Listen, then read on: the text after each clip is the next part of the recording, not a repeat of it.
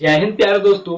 आज की इस क्लास में हम बात करने वाले हैं हृदय की आंतरिक संरचना के बारे में। इससे पहले हमने बात किया था हृदय की बाह्य संरचना के बारे में। हमने जहां पर देखा था हृदय बाह्य रूप से कैसे दिखाई देता है, हृदय क्या होता है, इसके बारे में।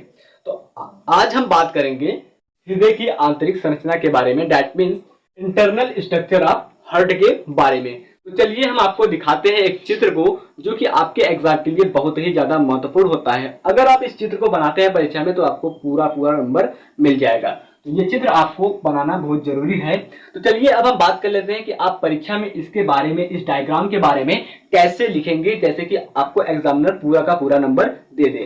तो चलिए, तो दोस्तों हम सभी जानते हैं कि जो हमारा हृदय होता है, जो हमारा हार्ट होता है, वो एक खोखला अंग होता है, क्योंकि उसमें रुधिर भरा होता है। मान लीजिए अगर हमारा जो हृदय हो वो खोखला ना होकर के पूरा मांस से भरा हो, तो वहां पर क्या होगा?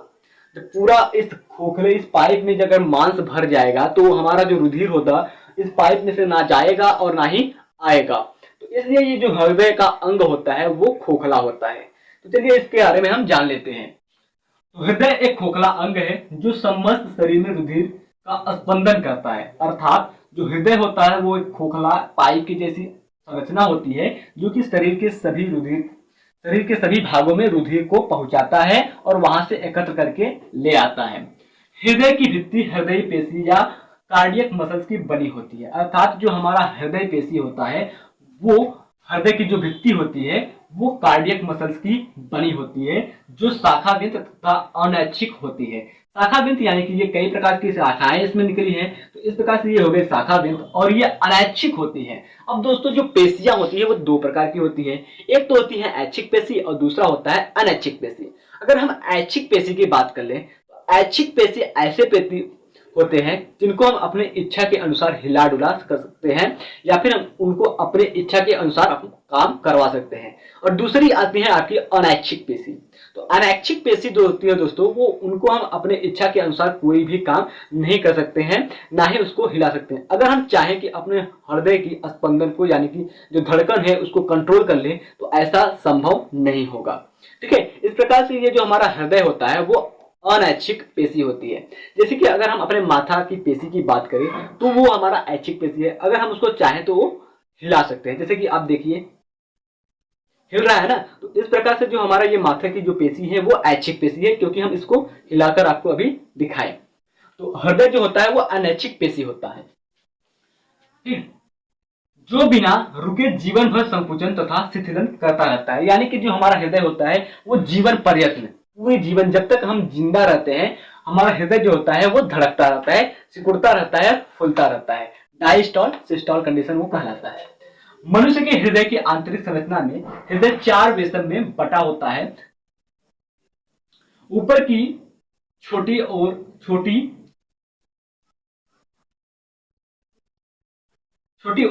दाएं तथा बाएं अलिंद तथा नीचे की ओर दाएं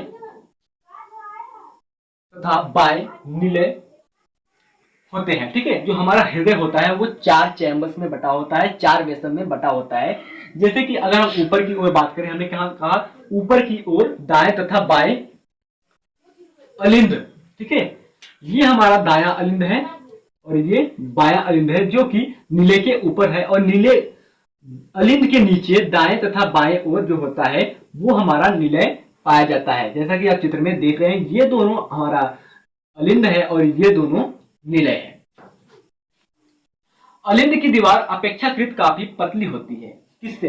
जो अलिंद की दीवार होती है वो निलय से अपेक्षाकृत काफी ज्यादा पतली होती है, और एक अंतरा अलिंदी पट्टी, इस पट्टी दाएं तथा बाएं अलिंद को अलग करती है। ठीक है, एक अंतरा अलिंदीय पट्टी पाई जाती है। ये जो पट्टी होती है पतली सी, ये पट्टी अंतरा अलिंदीय पट्टी के नाम से जानी जाती है, जो कि दाएं तथा बाएं अलिंद को आपस में अलग करती है, जिससे कि स्पष्ट हो पाए कि इसमें हमारा कौन सा दायां अलिंद है और कौन सा बायां अलिंद होता है। लेकिन इस पट्टी पर एक संरचना पाई जाती है जिसे फोसा ओवैलिस के नाम से जाना जाता है। ठीक है, वहीं पर हमने लिखा है, इस पट्टी पर फोसा ओवैलिस नाम की एक अंडाकार गड्ढा होता है। ठीक है, ये जो गड्ढा है हमने काले रंग से बनाया है, इसको देख लीजिए, जो गड्ढा है वो फोसा ओवैलिस नाम का कहलाता है। और ये भ्रूणावस्था में यानी कि माता के गर्भ में जब शिशु रहता है तो ये फोसा ओवैलिस जो होता है वो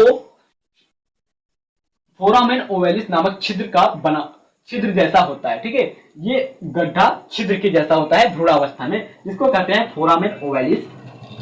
दाहिने अलिंद में दो मोटी महाशिराएं अलग अलग छिद्रों द्वारा खुलती है, जिसे उच्च तथा निम्न महाशिरा कहते हैं। अर्थात हम आपको बता दें चित्र में, ये हमारा दाहिना अलिंद है और इस दाहिने अलिंद में दो मोटी महाशिरा होती है, एक निम्न महाशिरा होती है और दूसरा उच्च महाशिरा होती है। अब दोनों जो उच्च महाशिरा और निम्न महाशिरा होती है दोनों अलग अलग छिद्रों के द्वारा अलग अलग दिशा में खुलती है। जैसे कि हम कहें, जो निम्न महाशिरा होता है वो नीचे की ओर खुलता है और जो उच्च महाशिरा होता है वो ऊपर की ओर खिलता है, और अलग अलग छिद्रों के द्वारा, न कि एक ही छिद्र के द्वारा। फिर उसके आगे अगर हम बात करें, अंतरा अलिंदीय पट्टी के समीप हृदय की दीवार से आने वाली रुधिर हेतु कोरोनरी साइनस, इस छिद्र पर थियोबेसियल कपाट पाया जाता है। ठीक है, जो हमारा अंतरा अलिंदीय पट्टी होती है इसके समीप जो हृदय की दीवार होती है, अंतरा अलिंदीय पट्टी, तो अंतरा अलिंदीय पट्टी क्या करती है, वो हमारे दाएं तथा बाएं अलिंद को बांटती है। तो ये हमारी जो पट्टी होती है इस पर एक रुधिर आती है, रुधिर के आने के लिए इस पर कोरोनरी साइनस पाई जाती है। ठीक है, कोरोनरी साइनस पाई जाती है। इस छिद्र पर थियोबेसियल कपाट पाए जाते हैं, इसी छिद्र पर ये थियोबेसियल कपाट पाया जाता है। दाएं अलिंद में एक महाशिराओं के छिद्र के पास शिरा अलिंदीय गांठ होता है। ठीक है, दाएं अलिंद, ठीक है, ये जो हमारा दायां अलिंद है इसके महाशिरा के छिद्र के पास, इसकी जो महाशिरा होती है उसके छिद्र के पास एक पाया जाता है शिरा अलिंदीय गांठ, जो स्पंदन केंद्र कहलाता है, यानी कि हमारे हृदय को धड़कने का केंद्र कहलाता है। वहीं पर हमारा हृदय धड़कता है, स्पंदन करता है। अब चलिए हम आगे की ओर देखते हैं। सबसे पहले आप इसको नोट डाउन कर लीजिए। ये अब बात कर लेते हैं हृदय की आंतरिक संरचना में आखिरी पॉइंट्स के बारे में, जो है फुसफुस धमनी एवं महाकांड, और उसके बाद आता है त्रिवलन तथा द्विवलन कपाट। ये बहुत ही ज्यादा महत्वपूर्ण होता है, इसके बारे में हम बात कर लेते हैं। तो सबसे पहले हम बता देते हैं कि हमारे शरीर जो हृदय होता है वो 4 वेसम में बटा होता है, दायां अलिंद, बायां अलिंद, ठीक है, और दायां निलय, बायां निलय। तो इसमें हम बात करेंगे दाएं निलय और बाएं निलय के बारे में, ये क्या होता है और इसका काम क्या होता है। तो सबसे पहले हम जान लेते हैं, दाएं निलय से फुसफुस चाप निकलती है जो अशुद्ध रुधिर को फेफड़ों तक पहुंचाता है। हमारे शरीर में जितने भी वेस्टेज ब्लड होते हैं, अशुद्ध रुधिर जो होता है वो फुसफुस चाप फेफड़ों तक पहुंचा देता है। बाएं निलय से धमनी महाकांड चाप निकलती है, बायां जो निलय होता है उससे धमनी महाकांड चाप निकलती है और वो संपूर्ण शरीर में शुद्ध रुधिर को पहुंचाता है। ठीक है, संपूर्ण शरीर में, हमारे शरीर में शुद्ध रुधिर को कौन पहुंचाता है, तो हम उत्तर देंगे बाएं निलय से निकली हुई धमनी महाकांड चाप।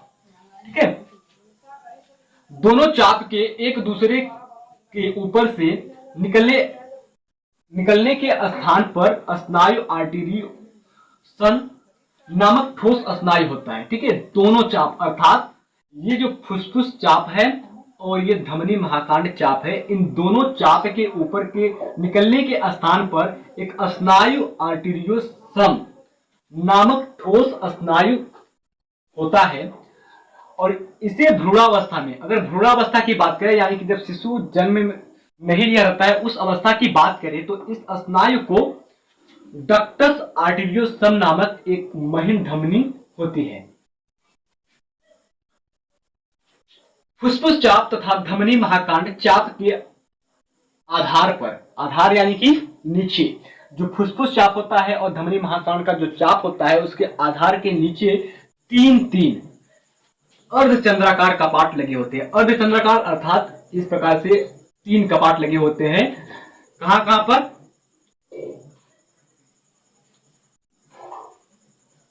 फुसफुस चाप और धमनी महाकांड चाप पर। ये फुसफुस चाप पर हो गया और ये इस प्रकार से धमनी महाकांड चाप पर 3 अर्धचंद्राकार कपाट लगे होते हैं। ये कपाट रुधिर को वापस हृदय में आने से रोकती है। इस प्रकार से जब हृदय में रुधिर वापस आता है जो कि बाहर निकल चुका होता है, उसको वापस आने में रोकती है। ठीक है। अलिंदीय निलय छिद्र द्वारा निलय में खुलती है। ठीक है। जो अलिंद होता है, हमारा जो अलिंद होता है वो निलय में किस प्रकार से खुलता है, किस छिद्र से खुलता है, उसके बारे में अगर हम बात करें तो जो अलिंद होता है, अलिंदीय निलय छिद्र द्वारा निलय में खुलता है। इन छिद्रों पर वलनीय अलिंद निलय कपाट स्थित होता है। कौन से छिद्र? अलिंदीय निलय छिद्र पर वलनीय अलिंद निलय कपाट स्थित होता है। इसकी विशेष वलनीय संरचना के कारण इन्हें नाम दिया जाता है। कौन सा नाम दिया जाता है? अलिंद निलय कपाट। ठीक है। ये कपाट रुधिर को अलिंद में वापस जाने देते, वापस नहीं जाने देते हैं। ठीक है। वापस नहीं जाने देते हैं। कौन से कपाट? जो अलिंद निलय कपाट होती है, वो जिस अलिंद से रुधिर बाहर निकलता है उस रुधिर को वापस से अलिंद में आने से रोक देती है। फिर देखिए, अब बात कर लेते हैं त्रिवलन तथा द्विवलन कपाट के बारे में। ये बहुत ही ज्यादा महत्वपूर्ण होता है। इसके बारे में अगर बात करें तो दाएं अलिंद व निलय, दाएं अलिंद और निलय, जो हमारा दायां अलिंद और निलय है के मध्य अलिंद निलय कपाट में 3 वलय होता है। इसके कपाट जो होते हैं दाएं अलिंद और निलय में मध्य जो अलिंद निलय कपाट होता है उसमें 3 कपाट पाया जाता है। अतः ये ट्राइकस्पिड कपाट कहलाता है, या फिर इसी को त्रिवलन कहते हैं। बाएं अलिंद व निलय, दाएं अलिंद में जो कपाट पाया जाता है उसको हम कहते हैं ट्राइकस्पिड कपाट, और बाएं अलिंद और निलय के मध्य 2 वलय होते हैं। ठीक है। 2 वलय होते हैं जिसे बाइकस्पिड कपाट या फिर मिट्टल कपाट कहते हैं। अब ध्यान से समझ लीजिए कि जो हमारा दायां अलिंद और निलय के मध्य जो अलिंद निलय कपाट पाया जाता है उसमें 3 वलय होते हैं, त्रिवलयी होता है। इसी कारण हम इसको ट्राइकस्पिड कपाट कहते हैं। और जो बायां अलिंद व निलय होता है उसके मध्य 2 कपाट होता है। इसी कारण से हम इसको क्या कहते हैं? बाइकस्पिड कपाट या फिर मिट्टल कपाट के नाम से जानते हैं। अब कंडरा रज्जु या फिर कार्डी टेंडनी की बात करें तो कंडरा रज्जु या कार्डी टेंडनी एक ओर कपाट तथा दूसरी ओर निलय भित्ति से जुड़े होते हैं। ठीक है। कंडरा रज्जु जो होता है वो एक ओर कपाट और दूसरी ओर निलय भित्ति से जुड़े होते हैं तथा हृदय स्पंदन के दौरान वलय कपाट को उलटने से बचाते हैं। जो हमारा वलयी कपाट होता है, जब हमारा हृदय स्पंदन होता है, यानी कि जब हमारा हृदय सिकुड़ता है और फैलता है, तो उस समय ये हमारे वलय कपाट को उलटने से बचाते हैं। आई होप दोस्तों आज का वीडियो आपको अच्छा लगा होगा। सो दोस्तों वीडियो अच्छा लगा तो प्लीज वीडियो को लाइक कीजिए, और चैनल पर नए हैं तो प्लीज चैनल को सब्सक्राइब करके बेल आइकन को प्रेस कर दीजिए ताकि हर वीडियो का नोटिफिकेशन आपके पास पहुंच सके। मिलते हैं आपसे नेक्स्ट वीडियो में, तब तक के लिए जय हिंद, वंदे मातरम।